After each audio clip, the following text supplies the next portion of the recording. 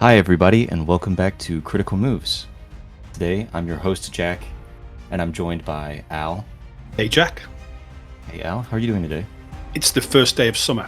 It feels like the first day of summer, so I'm full of smiles and in a really good mood for a change, so let's make the most of it. That's awesome. Here it is swelteringly hot, and because we're recording, my AC's not on, so we're contending with that. Well, today we're also joined by Matt, who is the creative director at Saigon Dragon Studios, the creators of Space Tales. Yeah, thank you for having me. Yeah, absolutely. I mean, it was kind of an honor to have the opportunity to speak to you guys because Saigon Dragon Studios has a very unique kind of set of circumstances. They're a game development studio in Vietnam, which I mean, I consider myself a video game buff, which is an interesting thing to say, but I can't think of that many studios that hail from Vietnam. No, basically you only have VNG, which is the monopolistic entity here for game development. Game development only started getting big in the past, I would say like 5, 6 years. There was a lot of outsourcing before, but they're only starting now to really invest and seeing basically the potential of video games. So that's fairly new in terms of development. Yeah, and so for you guys to not only be in a country with not that many game developers already, but be an indie studio starting up, I mean, there has to be a through line there, right? Like, what is the history of Saigon Dragon Studios? Was this your first project? Was it something that people just came together and did from nowhere? Or did you kind of have a through line of like a history of established business in the country? So we have a bit of a three line. We started 11 years ago as a very small outsourcing studio. There was just three of us. My best friend at the time basically called me and said, "Do you want to join? I'm starting this little team." That was 11 years ago. So it was purely outsourcing 2D and 3D. And then we grew to 70 artists, employees, and we were doing pretty well, especially like the COVID time and the big boom of video game. And we decided let's hire a few devs and try a few projects. The first one we that was hyper casual. We tried mobile game and we failed miserably. We don't really play it. We just thought it was going to be a very quick development loop. It's like, oh, we spend a week or 2 weeks, we get something out and we put it on the market, and we fail completely. So we say, well, let's just do something that we know, and that was RTS. So we went there without really like market research or a lot of planning. We felt hyper casual. We had a small team of devs, and we just say, let's start an RTS game. Yes. So before we hop too much further into the discussion of the development of the game, for those uninitiated, could you tell us from your perspective as creative director being so close to this project, what is Space Tales as an RTS, as a game? What are some of the features that you feel like makes it stand out or that you were passionate about to separate it from other RTS games in the genre? So could you give us the short summary of what Space Tales is? Sure. So RTS game, mainly inspired by StarCraft 2, single player with a survival mode and a story mode. I would say the big unique gameplay point of Space Tale is that each faction that you fight is it's almost like a new game. So it's not different unit with different specs and these ones need to be more fought with infantry, or this one needs to be fought with mech, etc. Each faction is almost a completely different gameplay. So it's a new experience. So when you go from a planet to another, you have to completely recustomize your army. So the player only controls the IPE army, which is the human army in the future. And this is the coalition that controls the whole of humanity. And you go from planet to planet fighting different factions. We can talk about the story a little bit later, but that's the gist of it. In terms of unique feature, the big one is that you can capture monster and reuse them on the battlefield. At the moment, there's 2 in the early access, and we're planning to add more in the full game. Yeah, and so I think for someone, if they heard that description and was interested in the game and they purchased it while it was in early access and they played it, I think we should dive into, again, before we go right back to the development part of everything, the kind of big ticket things I noticed immediately when I started playing, which was the game has an art style that I don't want to generalize and say that some people would like or wouldn't like, but it has a unique retro, almost cartoonish art style that I thought was immediately noticeable, immediately attention grabbing. But getting into it, I was not prepared to expect a full story experience, I guess. So when you get in, it opens up on the very beginning of the game, which includes a funeral for the main character's father, right? So there was the single unit exploring the room, interacting with objects, hearing about the world, going to this funeral, getting their objective, and then kind of quickly, I mean, it was something you didn't expect, I guess, for the opening of an RTS for me. And eventually it pretty quickly got me to the gameplay, and then you were into the RTS. So before we get to the other big ticket thing I want to talk about, what is it like to not only pitch this RTS to the team, develop it, but also commit to trying to build out a full story experience for that? It was never pitch, to be very honest. It was me and my friend started to we try to replicate the success of another RTS that we worked on as an art studio, which is They Are Billion. So we didn't develop this one. This is New Motion, but we were the art studio, and we're like, let's try to develop a little survival game loop. And the little demos, or whenever we were sharing that demo, we were getting successful. And at some point, the shareholder were like, all right, go from 1 developer to 3 developers and kind of do whatever you want, really. The reason for the intro, and I think this is the biggest difference with the demo you tried before, is mostly this serves as a intro into the world and a tutorial. We onboarded a professional scriptwriter to help us on the game, and that's the first thing that he said. 2 years ago, or even 1 year ago, the player would be dropped on the first planet right away, and it was so hard to do world building or tutorial from here. So we decided to create a whole new intro where the player takes the time, like you say, to walk around the world, explore the room. And I think we underestimated how many players need that very simple step-by-step tutorial of like, that's how you move your units. That's how you group 2 or 3 units. That's how you use our ability bar. So we have a unique feature for the ability bar. Whenever you select a group, only these ability are gonna appear. You don't have to tab to change the selection. So that's a reason for the intro. That's when we decided to take the story seriously and onboard a screenwriter.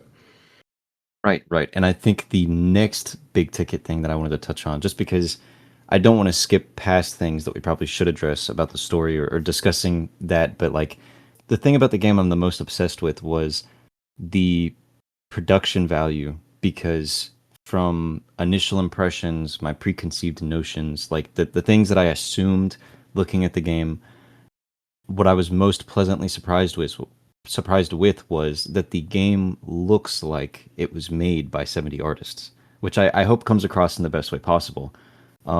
It is Thank you. Yeah. a game where when you play it, you're traveling around the maps and I would stay there and watch animations play out in the distance. And I actually, for the very first mission, I actually had to replay it twice, because the very first mission, one of the last objectives is to defend the sentry bot. And up to that point, I, of course, if I remember correctly, up to that point, basically, I had fought all the enemies and not had any issues, never lost a soldier so far in the game. So I was just surprised that I guess I had not paid attention, and even though none of my soldiers died, the sentry bot died, and I had to restart. upon restart, going through the same first mission again, I realized that there was several animations, including one in particular where I saw the tentacles in the distance holding a spaceship, and they were shaking soldiers out of it. And then one of the tentacles reached into the door and started like shuffling around on the inside, trying to find someone else to pull out. And it's just interesting because it plays. Some of them are longer than 30 or so seconds. So you're sitting there actively not engaging with the game just to watch these, which I wouldn't say is an issue because you have no reason you have to stop. I just did it purely because I noticed an animation up front earlier on, one where you go to collect an item, and the moment you collect the item, it triggers an animation right at the camera where two tentacles that player may not have been paying attention to rips apart a soldier. And I was like, that's cool. And then so when I saw another one in the distance, I stopped playing the game and then just watched that play out. And then I would do the same at every time I saw something like that, because those are the things that I appreciate personally. So when you play the game, there's these really high budget cutscenes that play out, it feels like, where I can't tell if they were hand animated, if they were like they don't come across as mocapped, as in they are something that was clearly done by like hand animation, but also the art. There's different types of cutscenes. There's like the comic book style animated 2D art, and then there's these 3D cutscenes, and all of them were very beautiful. So the game looks like it was made by artists, is what I'm trying to say. And so, what is that experience? How do you make these cutscenes? How do you choose to invest time in these areas? Because that was an appealing thing for a game that otherwise RTS games in general have a hard time grabbing my attention. Thank you. It means a lot because we did spend a lot of time on this background animation. If it was just me, I would spend another 2 years just, making the world very, very immersive and have monsters and things in the background. When it comes to storytelling, having all of this narration tool is almost the result of us learning as we go. So the first cheapest way to do it is usually these comic book animated illustrations. So they're very good. They're good, but then we realize that they're not enough. So we add the cutscene at the beginning of the mission because we realize also that players don't understand what they have to do in the mission. And then after that, we had extra animations, a lot of time that we created for boss fights that were unused, and then we put them in the background. The first mission, the goal was to really give the player the sense that the Nexera, the Nestor, is watching you at all time. You basically landed on this planet, and the Nestor, this big Nexera entity, is mentioned a lot. But we realized that players that don't necessarily read the lore are not going to know what it is. So we really went back and spent some time to add this extra layer of, like you said, the eyes that pop up, or the recruits getting split in half. And that was also a way to make the game feel a little bit more serious, because you did mention the art style. And I think it comes across a little bit like mobile game, or maybe a little bit simple, but the theme are very serious in the game. So we wanted to really set the tone in the first mission. It almost lulls you into this false sense of security because of I described Space Tales as Jetsons meets Worms. I think when I looked at it was a couple of years ago now, when I first looked at the game, and the art style, this retro futuristic Jetsons 1950s sort of aesthetic that you've got going on, makes you think this is going to be a really fun, cute experience. But there's some really dark themes underneath this, isn't there? Was that intentional? Was that disconnect intentional, or is that something which has developed as development has gone on? No, the disconnect wasn't intentional. To me, I've been a creative director in video game now for 12 years, and I don't think the art style has to be grim if your game is serious. I replayed Diablo 3 recently, and there's this very hand-painted art style, even if the environment is very grim.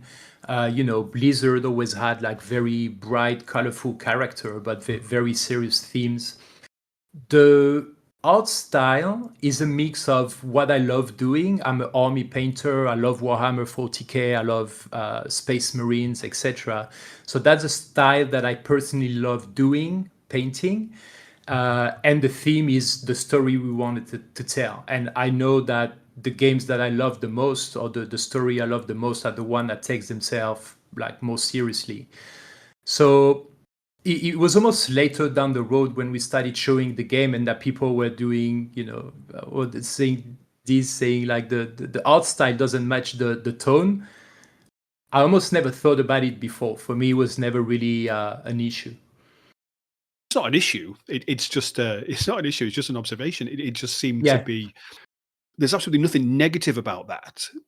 The fact that you pick up this game, you think, oh, this looks like it's a really cute game, and then you have this cosmic horror, almost Lovecraftian elements to it, and it's like, whoa, I was not expecting that, and it's far from an issue. I think it's brilliant the fact that you have this Oh, almost great. dichotomy of themes there. I think it's great. But you say that it was almost accidental. Yeah, exactly. Because that's the art style that we love doing. And it never came across my mind that people would expect a certain tone based on the art style through my experience. And like you say, they play the game for 10 minutes and they are like immersed in the world already and they don't really think about it anymore. I do wonder if we're missing out on a big chunk of the market that want to play a serious story and they don't see that when they look at our maybe trailer or images. That's something that maybe hurts the sale later, but it's not something I think that is it was accidental. Yeah. Okay. Well, do you think it hurt the Kickstarter? Because I know that I mean, I first saw Space Tales, I think July 2024, but you had a Kickstarter in it was November 2023. I think you went to Kickstarter, and let's be honest, it didn't do particularly well. Do you think that that's maybe one of the reasons why it didn't do very well? And I'm interested to know what the conversation was like in the studio the next day, because you're in early access with a plan to go 1.0 soon. So I think it's fantastic. Everything was a learning curve for us. A lot of experience in art production, but zero in game development and game marketing. So everything was a learning curve, and we went way too early about everything. The first demo we released, our Kickstarter, we were just not ready. There was no story when we released our Kickstarter. There was one map. I don't think we had the hub system. The monster capture was not really in the game yet. We didn't know how to market the game. We were complete newbies, and we went way too early. I can tell you a funny story. I went to Singapore to the Gameverse to present the game, and so we just rented a little booth with the demo that we had 3 years ago, and a laptop. We didn't have proper machines or anything. It was just with a little laptop and big poster printed. And I think after 2 days in the convention, I realized that was the big, what can I say? The moment, really, the eureka moment where we realized we just been way too early. We showed things too early. We've been trying to promote a demo and do a Kickstarter with nothing really. And I think Kickstarter was very, very strong. 7 years ago, you could just promote a game with a few images and a short video and raise a bit of money. I don't think it's the case anymore. And I think the art style was off-putting for a lot of people. That it's not beautiful, but for the RTS player that are closer to maybe our age or my age, they're gonna want something a bit more realistic, a bit more gritty. So after the Kickstarter didn't hit its goal, what was the mood like in the studio? What was the conversation like post Kickstarter? It was not a big problem at the time. The outsourcing studio was very successful, and the development team was only me and I think 2 developers at the time. So we just wanted to see how the market would respond with the Kickstarter. And after that, the conversation was, okay, do we look for a publisher or do we try to just take it to the finish line? I think we maybe spent 6-7 months trying to look for a publisher, and we realized we were wasting our time because there's so much work preparing a demo for a publisher. You keep reworking the same thing again and again instead of progressing on your game. So there was Kickstarter, then the publisher conversation, trying a little bit and just realizing we could just finish it on our own and have complete creative control over it. So I myself am a project manager, manager of numerous developers working on a game. And so the ways that I relate to you on this specifically are obviously in the ability to have to, or the responsibility of having to speak to artists, be able to discuss intentions and plans, game direction, but also your conversation about pitching to a publisher and the way you're constantly reworking these things. And the biggest point I can relate to you on is showing things too early, speaking on things too early, just the difficulty of managing expectations, interacting with like a potential community. So it's a very engaging story, and I think that it ties interestingly into like the personal, like the team's journey of developing a game, and like you were saying, the distance growing between the art style you chose and then people's perceptions of that, and then also like the internal responsibilities of choosing whether to pitch to a publisher or fully develop the rest of the game. And so I think the way it ties together is that you have this art style that we brought up before. Personally, I also don't think that art styles necessarily give an impression of what the tone of a story would be, but I do think, and this is maybe a little bit more controversial on my part, that it suggests something like production value. But I think my first impression gave me an impression, like you were saying, of mobile game, like production value. It's an association of mobile games pull off the art style, but they don't have the production value, and they're investing their money to make money rather than give the experience. And maybe they do have shareholders that they're answering to for everything. Playing Space Tales, though, it did not feel like the game went through all the publishing rounds in the best way possible, but it was done in that art style out of love, like we talked about before with the animations. And the gameplay was serviced by the art style. And then furthermore, I think this is the interesting thing, is I didn't get feelings of less production value as I played. I heard the voice acting, I read the dialogue, played through the missions, and I absolutely got the sense of like a major point there that is also echoed in some Steam reviews, is that the game's art style, gameplay, and approach to the RTS genre feels like a nostalgia trip for early 2000s RTS games, like your dedication to StarCraft. Because the art style feels like it was plucked out of time.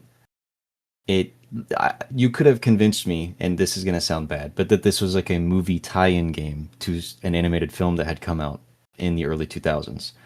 But it would have been one of the beloved ones, because people may not have even seen the film, but picked it up and been like, oh, they actually did a really good job with what they were handed.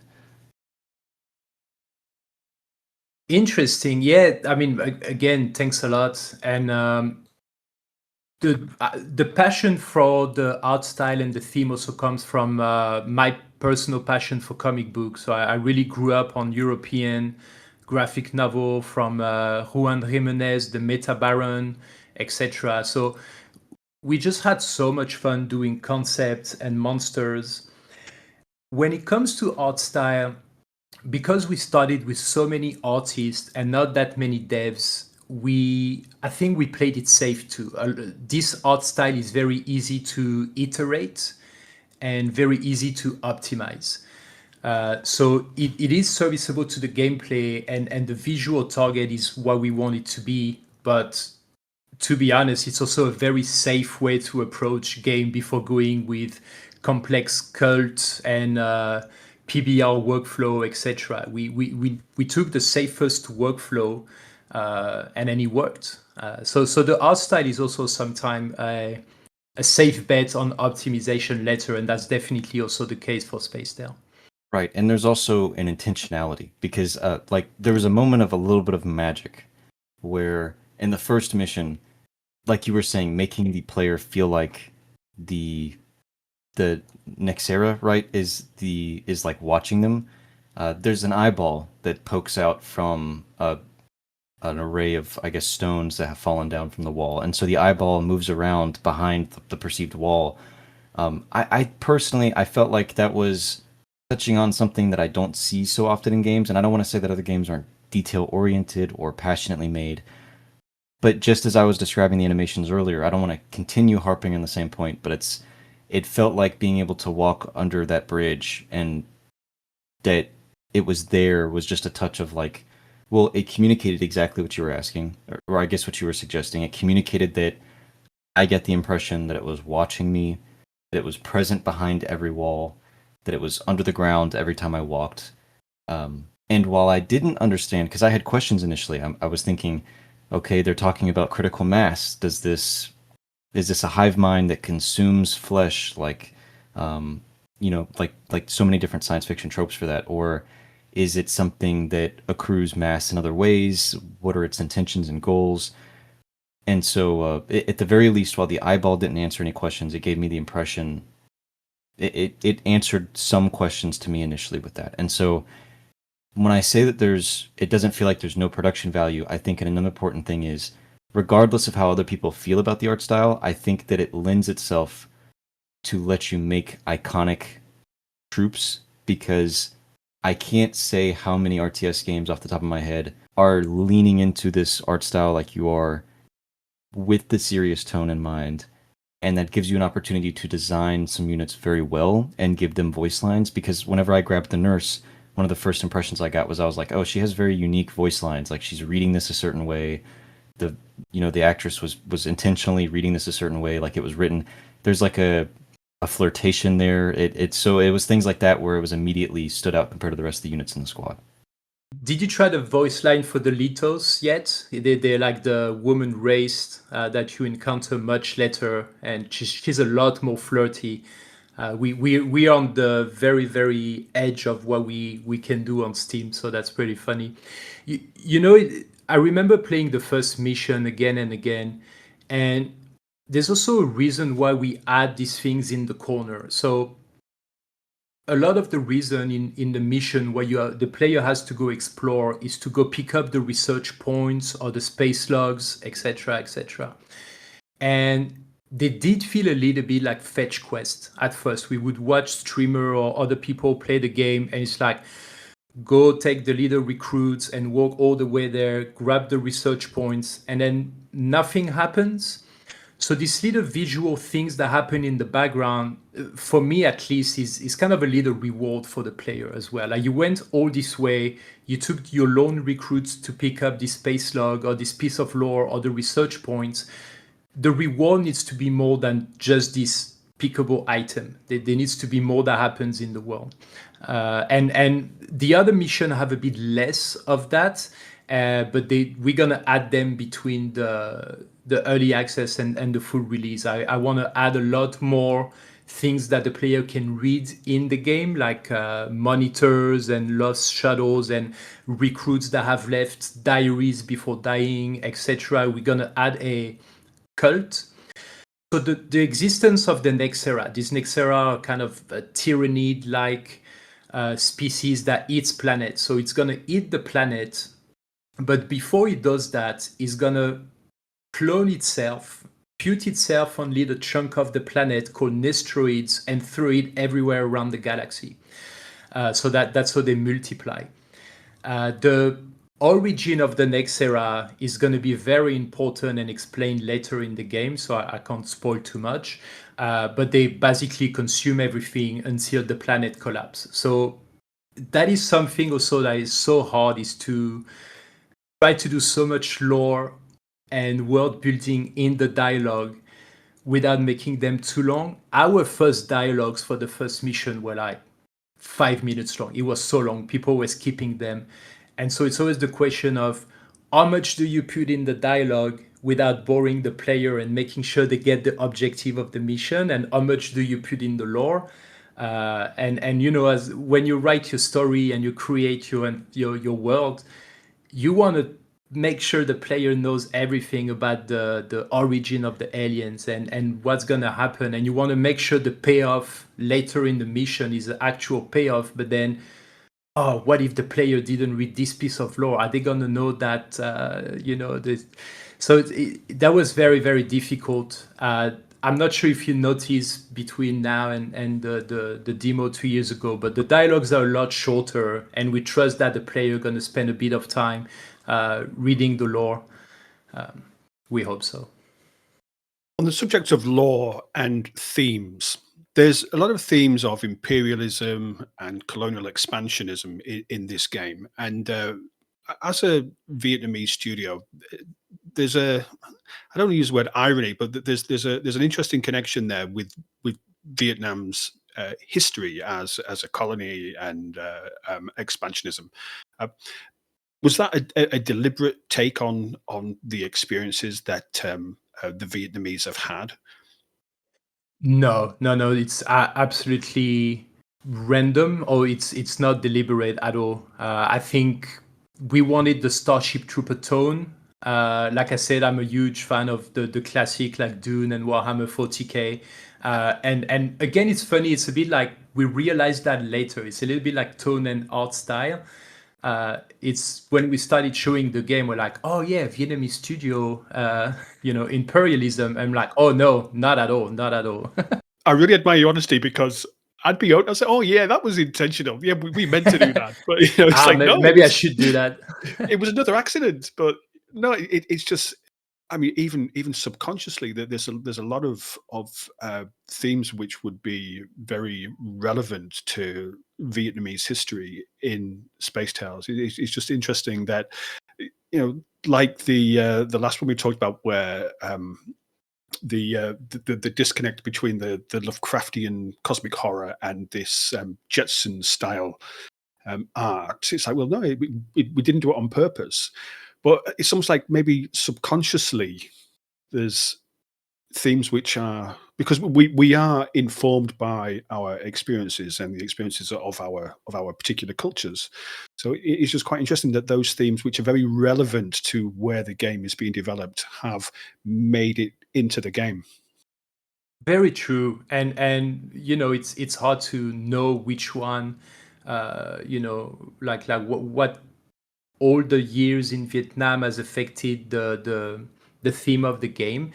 I do know that we being very careful to not touch on anything too specific politically, not because we want to appeal to the biggest audience. It's just that it's very hard to navigate narratively if you're not a very, very good writer. So every time we try it, or we get close to something a little bit too close to reality, we try to avoid it, just because we're not sure we know how to navigate it without breaking the immersion of the world. It's a little bit like humor. It's a bit like jokes. Either you're very good at it, or just stay away from it because it's not gonna land.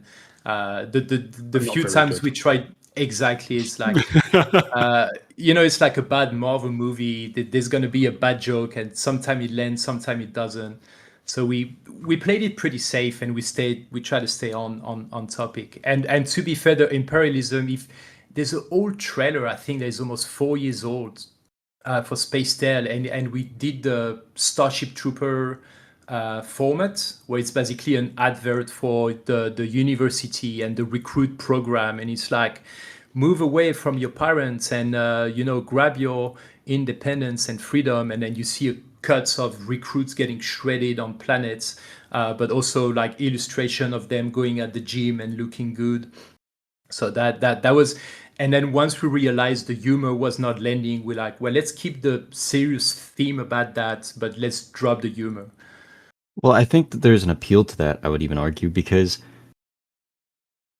I think that for when we talked about before, like the cliches, I don't think that the art style of Space Tales is unique in that no other RTS or turn-based strategy game has tried to replicate that. Like you said, even mobile games, like it's obvious that there are genres associated with an art style cartoonish like that. I think what has benefited it is that you did lean into the seriousness of it, not because you couldn't have humor, but because it would be rare to play a game and feel it lean into the seriousness. And so that in itself is unique. And I even argue that there's a benefit to being general, not just because you're trying to grab the largest audience possible, but because it gives you so many options, right? Like there's something about if we were to touch on something very similar, like Helldivers is a universe, very different game, but uh, came from a top-down, more tactile genre before it completely pivoted for the sequel. And it leans into the Starship Troopers. It leans into the realistic art style that it has. It leans into the gameplay that it has. And it leans into the humor a lot. So the difference, though, is that they made the same initial design choices that I think that you all have with the story, which was it feels like a comic book with a different coat of paint, so that you can enter into a universe where you don't have to ask any silly, unimportant questions like what are the economics of there being robots in the universe at the same time as giant bugs, at the same time as aliens. For your universe, you don't have to, you can look at the art style and get the seriousness, and nobody has to ask any dumb questions like what is the logistics of there being several different factions in this world, and what is the political structure of this conglomerate human government in the galaxy. Those questions are unimportant. What's important is that you're playing a comic book brought to life where you're allowed to be immediately a war hero at the beginning of the game, just based off of lineage. And you also get to enter into a universe where there are different factions, and you don't have to ask the silly logistical tactical questions about how these things exist. You get this universe is alive and has been for longer than you've gotten here. And we can also throw anything into the game and it just works because we will write it to do so in an existing universe that's silly, kind of.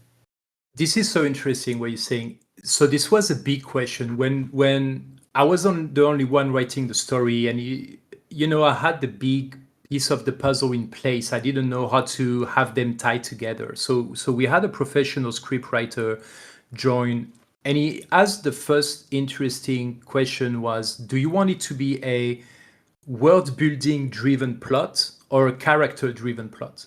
Like, you need to decide that now.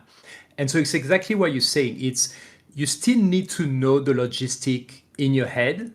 Like, personally, I'm like, if you ask me, okay, on this first planet, that's how they eat, that's how they get their oxygen, that's how the factories are built, etc. I know all that, so I can confidently write my story, but that's not what it's the focus of. The world needs to feel solid enough that it can exist. The suspense of disbelief needs to like the world needs to feel real enough that the character can live in it. But we definitely decided to make it character driven, and also it allows you to have shorter dialogue and more emotional payoff without having to explain, like you said, the economics or the logistic of something. And I think it was a big milestone for us to have like a professional scriptwriter joining and asking this question. We knew the story we wanted to tell. We knew our character, but it's actually really hard to put together. It's everybody has a cool idea for a story or world, etc. But it's so hard to put together. I understand now why most studios don't venture into story mode. Yeah, I would even suggest that what makes that interesting to me is I think that if I were to make a list after this of games with a similar art style that did have a story, I would think that they didn't lean into world building, that they actually did do the character driven plots. They would focus on some superhero of a main character the same way Space Tales does, and they would hit all the same points, but or I guess they would aim for all the same points, but they wouldn't really hit them because I don't want to say that they just don't care, but I think that a character driven plot is difficult, possibly even more difficult than world building, but it's easier or for some reason appealing to someone who doesn't care about their story as well. Maybe because then they don't have to worry about many different pieces coming together in the world like you're suggesting you spent time on. They're just worried about their one character doing things that don't make sense in the universe, and then there are other characters you just don't care about, and then the story never really lands for you or it doesn't really go anywhere. But what makes Space Tales interesting, right? You're talking about the world building. I remember in that first cutscene I brought up before, where you land on the planet, there's this moment where the hero slides down a ladder, and I'm like, that's interesting that he was able to do that in that suit. And then he goes up to the door, and then he grabs his gun. And I didn't know it at the time, but later on in the mission, I know they referred to the weapons as like zappers, and that they used batteries. But in the cutscene, this rock music started playing like Doom, and he cocked his laser gun like a shotgun. And in my mind, I'm like, that doesn't, like, I don't know why that function needs to happen for the gun to work. And there are so many, the slang is like armchair experts in the world today, that if I saw that on YouTube, the comments would say like, "Oh, this doesn't make sense because of the way weapons work," because everybody seems to know how all that stuff works. And it makes sense, right? Like there are plentiful enough guns in the world that people are going to be knowledgeable to know that a laser gun does not need to be cocked. But my point is that I noticed that, and at first I thought in my head, I'm like, well, that doesn't make sense, right? But then the game started, and I looked at I listened to the rock music, I looked at the suit of armor, I looked at the spaceship and the stylization that was chosen. I looked at the tentacles, and I saw the new art for the level, and I'm like, it doesn't really matter. This comes across as a universe that will break rules. Like I always enter into a game assuming that they have rules for the way the world works, that they've thought about these things, because it's the trust that you're giving to someone when they create entertainment. And so I also assume that you're going to break rules when it makes sense for style and entertainment. And so to see the gun get cocked like a shotgun, even though it uses batteries, in my mind, I feel like that can be justified, right? Like it takes somebody to be really disjointed from wanting to be entertained to seriously argue that there can't be a reason in the universe that that gun could work in that way. And I think another way that it makes me think is Space Tales feels like a game that could launch a series.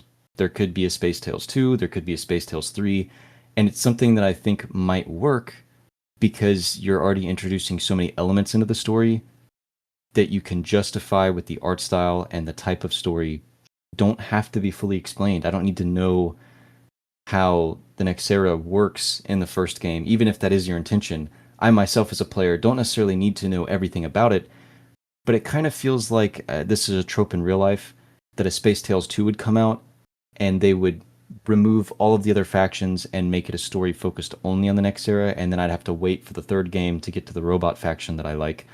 But the second game would explain so much in the world that you've actually done a significant amount to make it a more living universe. So I'm not saying that that's what you will do, but I feel like all three of us maybe have played games that do this, right? Like you play a game, you're like, this is a cool one. They come out with the sequel, and then they just get rid of everything else, and then they have one faction that explores it, and maybe you're stuck on one planet, and you're like, this is a big change up. And then, but it still does a significant amount to build that universe. So what is that? Not saying what your plans are, but what is that in your approach? So you said a lot of interesting things. For Space Tale 2 and expanding the universe, we're going to see how the first one, if it's a success or not. But to go back to characters versus world building, there's also a matter of scope. It's faster to have player care about the character than it is to care about the world. You have to explain and show so much if you want player to fall in love with a world, but you can do that much faster with a character. So the same way the art style is helpful for optimization, having character driven plot is also more adapted to the size of the game. When it comes to, you were talking about the shotgun and these kind of things. This is, again, really hard to know what to over-explain or not. So, for example, there's the chronite. It's the resources that are everywhere on the planet. I think I have 10 pages written somewhere that explains how the chronites appear on these planets. It's actually like a opening into another dimension, and humanity is drilling resources from another dimension. And these people from another dimension in Space Tale 2 are going to show up and say, you've basically been collecting all the resources from our universe. So usually all of that's going to be written somewhere, and it's always the hard decision of what do I take time to explain or not? What's important? And there's this concept of kill your darling, basically. So you're going to spend hours written a cool backstory about something, and you just have to make the decision that it's not that important to the player. So there is a lot of these moments in meetings where we have everything written, we have explained these things, and we're like, well, that's confusing, or that's not important for now, or we will explain it later.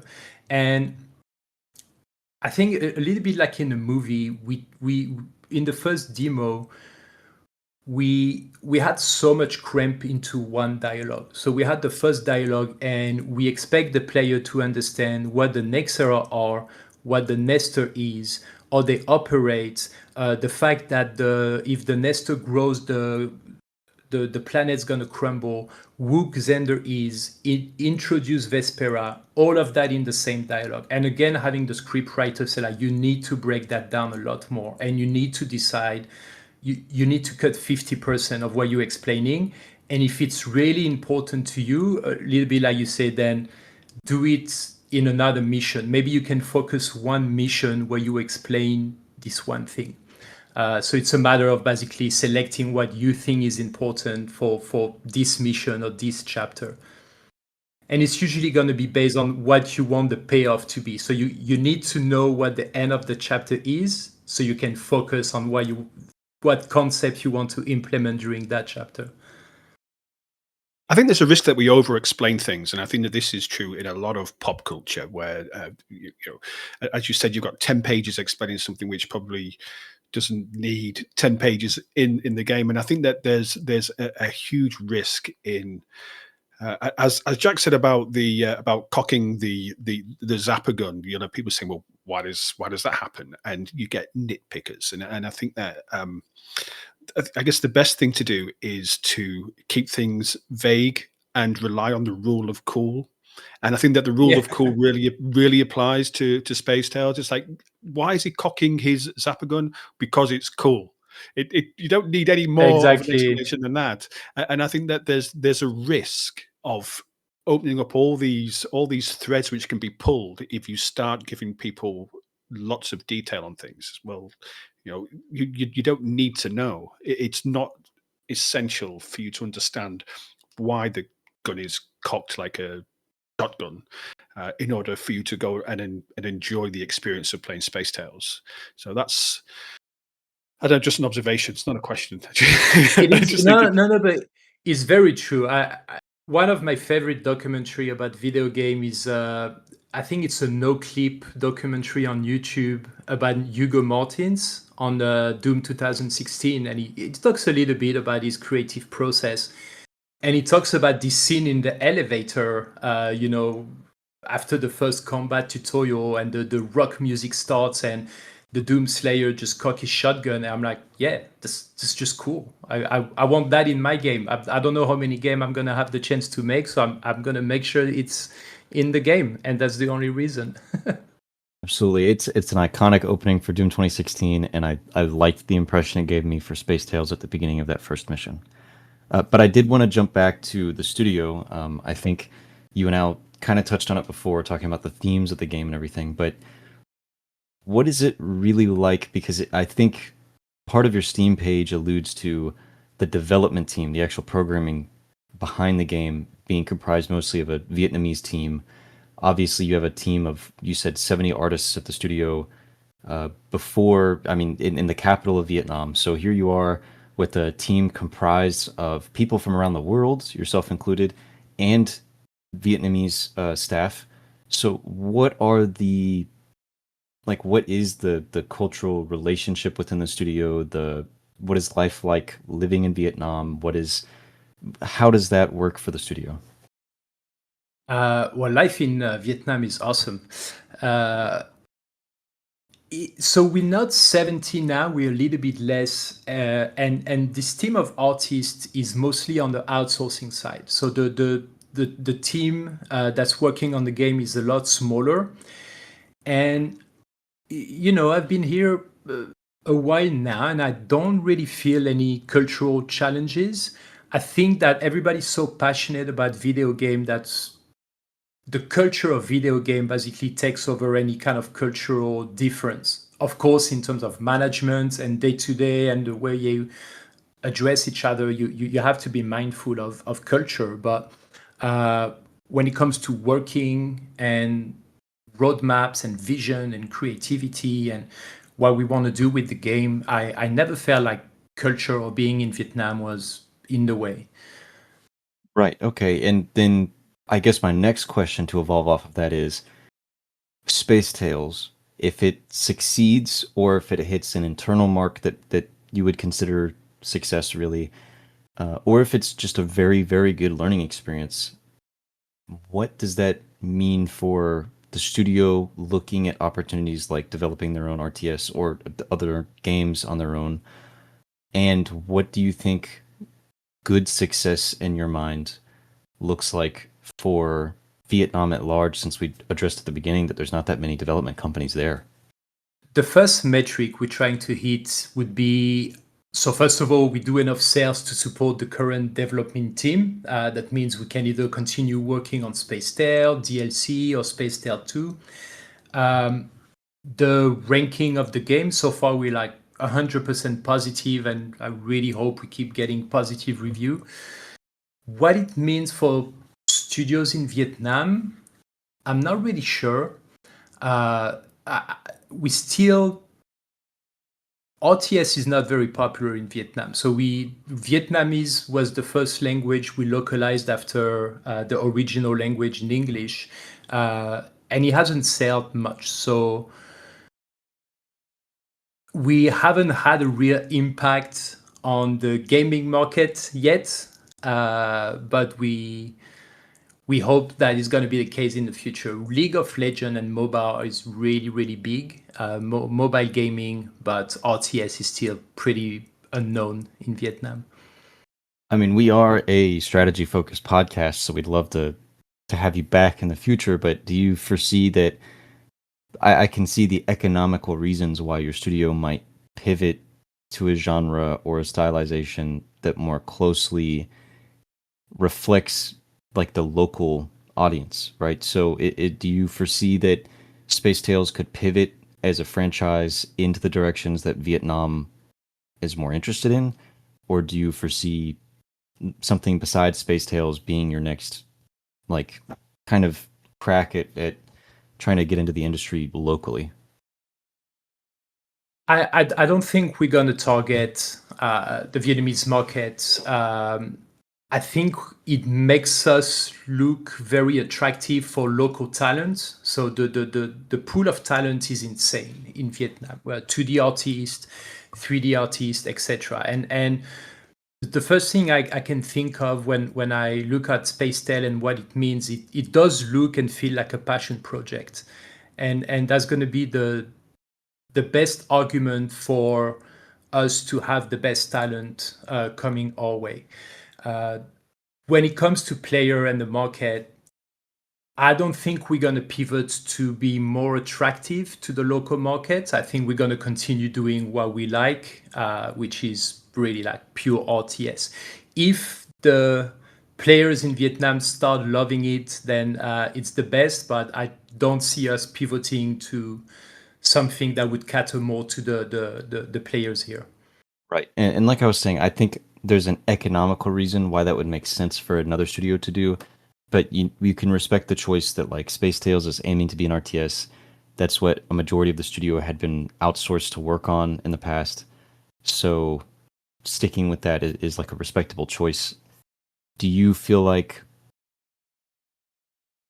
among the pool of talent that you're suggesting is in Vietnam, the development team that you have, and your internal metrics for success, like even just at baseline supporting you for DLCs or Space Tales 2, do you feel like it's sustainable to actually build the franchise that you're trying to build, or grow interest in RTS globally in that sense? I mean, I think that I mean, I'm not necessarily asking if the weight of the world is on your shoulders for Space Tales to improve the market of RTS for everyone, but I think something we talk about a lot on the podcast and we like to bring up every single time we interview someone is that RTS, even turn-based strategy games in general, either go through a renaissance, depending on who you ask, or are continuing to dip in audience interest. RTS specifically, I would even suggest. Do you feel like Space Tales and your talent pool and your resources in Vietnam gives you the platform to break into the market at large and potentially impact RTS in some ways on Steam through your efforts with Kickstarter, through early access and all those opportunities? I think that would be very ambitious to say yes. That's not something that I really thought about before. Like the RTS market is very intimidating, especially with what happened in the past year. So you have big success and big failure. You talked about Tempest Rising, but then we saw Stormgate. It is a genre that scares a lot of the investors or publisher. It's not a safe bet. So even if you think, like, let's say you get, well, I'm not going to say lucky, you may be talented enough to release a RTS considered successful. Every time you restart a new RTS, it's always going to be a risky venture. And I think that's always going to be the case with RTS. It's never going to be a safe bet. Absolutely. And that's what ties it so much into being a passion project, is that it's not an economical choice to make an RTS or even a strategy game these days. So it's something that somebody has to be crazy enough to do. Exactly. And Space Tales is reflective of care for the art in the background and in your face, and for a character-driven story that also tries to explain the world. So, Matt, I have a question about the early access plans for Space Tales, because the Steam page says that you only expect the game to be in early access for 2 to 3 months, and it was released in March. So I think we're almost 2 months into the early access timeline. Are we still on course for? Will you get it finished in the next 4 weeks, or was that a little bit optimistic? It was optimistic. It's not going to be the next 4 weeks. The release date is not a specific date yet, but it's going to be around end of July. So we pushed back a little bit. And it's not because we miscalculated. It's just that we decided to prioritize new things after the release. The biggest one was the key binding menu. We kept ignoring the players' feedback about the key binding menu, and until too many people jumped on our Discord and said, guys, you're gonna lose a lot of player if you don't do that. So we worked our roadmap to prioritize it. And the second thing was localization. So we were like, we're gonna wait until we have the full release, and then we're gonna start localizing. But then, after a little bit of talks with our marketing and experts, and everybody said, now you need to localize your game. Basically, the Steam page is not going to show on people, like in Germany or Spain or other country if it's not localized. So we worked our roadmap to prioritize this before the full release. But yeah, no, we're going to be ready in a couple months, like around end of July. It's going to be ready. The last faction is completely done. It's balanced, it's optimized. The chapter 3 is ready to go, just needs to be, a little bit of polish, the cutscenes. So we're on track for end of July. Fantastic. I'm excited because I've really enjoyed what I've played so far. And I know Al and I both appreciate the opportunity to have played the game early. So I'm glad that I got this look, and I'm glad that Al had the perspective earlier on with the demo he got to play. And I'm also glad that the studio reached out to us so that we could facilitate this, because getting to play the game, we talked about it before, it's not a hard sell, but it's something where if I had seen it on Steam, it would have been competing with other RTS, and especially in a position where I'm asked to play RTS and I have to choose which ones I play in my free time. I wouldn't say that Space Tales would be at the bottom of the list or anything for me, but I wouldn't have gotten the impression right away that the story would take itself more seriously and that I would enjoy it as much as I have. So we really appreciate you coming to talk to us about this. So it was really like a pleasure to play, and we wanted to ask you if you had like a call to action 30-second pitch for Space Tales for anybody who listens on Critical Moves to kind of head over to your Steam page and play the game in early access while it's cheaper. Well, yeah, go buy it. Obviously, we're very happy with what we did. We're so proud of the team, and something that we really prioritize over the past few months is fun first. In the demo that we had like a few months ago, everything was taking time. We completely reworked our skill tree, where progression in the game is still very important, but the game is fun from the start. Like a lot of RTS suffer from that, where some units are not going to be fun unless they're like upgraded and tier 3, or you have disability, or they have synergy with another unit. We really prioritize players having fun from the start. We're making sure we take the time to show the player the world and how to use all the feature of the game. And after that, you just immerse in the world and you just go kill stuff, basically. Yeah, and I'm excited to see how the boss capturing or monster capturing feature kind of evolves. As you said, you have more units to add in. And the Steam page hints that there are more on the way. There's going to be 13 full campaign missions for launch at 1.0, right? Correct. So all of that is on the horizon, and so it seems like a really good time to jump in, because right now there's 8, so you're looking at over half of that. And so I mean it seems like a very good opportunity to kind of jump in and get like about half of the full campaign experience. Everybody go play Space Tales. Yeah, go. And we're gonna keep. So we had a promo around a month ago, and we're gonna, every month, every time we release a big patch or a new localization language, we should have a few rounds of promo before we go to 1.0. So keep an eye open. We will announce it on our Discord and our socials. Absolutely, yeah, and we will link the Discord, because as an early access game, it's inherently tied that, as they'll suggest on their Steam page as well, when you read through, Space Tales is relying significantly on player feedback in their Discord channel. So that's the best way to contact them. But if you really enjoy it, leave a Steam review. So, Matt, it's been a pleasure to talk to you. I've really enjoyed what I've played for Space Tales. As somebody who cares about art, like I said, the initial impression gives you a suggestion. Playing it is a whole different experience, and seeing the little care for the little animations that play everywhere. And so thank you for joining me and Al for this interview today. Yeah, appreciate it. Keep up the good work. Thanks for having me. It was great to talk about the game. And, we just keep an eye open for promotion. And yeah, thanks a lot for having me.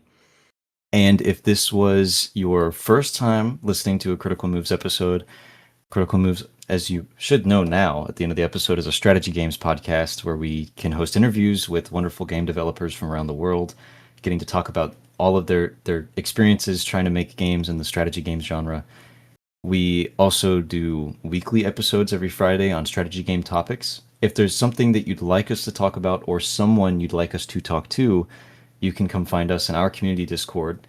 We also have a website, criticalmovespodcast.com, where you can keep up with articles that we've written for reviews on games. You can find links to our YouTube, where we also upload the episodes with video gameplay, where you will find top 5 lists, you'll find 30 minutes of initial reviews for games, and slight video essays, I would suggest, that we're kind of doing more consistently now, that Al's been doing a really good job with, especially. Inconsistently. Al's been doing well. We'll leave it at that. And we also even have an old school forum. So if you play Space Tales and you're getting a nostalgia trip for a game that kind of makes you relive like the early 2000s with like the care and attention to detail for those things as an old school feeling RTS, and then you want to go chat about it on an old school messenger board forum, then you can head over to our website. So if you're a returning member of Critical Moves, and you can let people know in the comments that these episodes are available on every streaming platform that features podcasts. So if you've liked what you've listened to, please like, subscribe on the YouTube channel, come tell us what you think, and join the community Discord where Matt exists, so you'll be able to chat with him here as well. You can shout him out. So thanks so much for listening. Go play Space Tales, it's a blast, and we'll see you next time.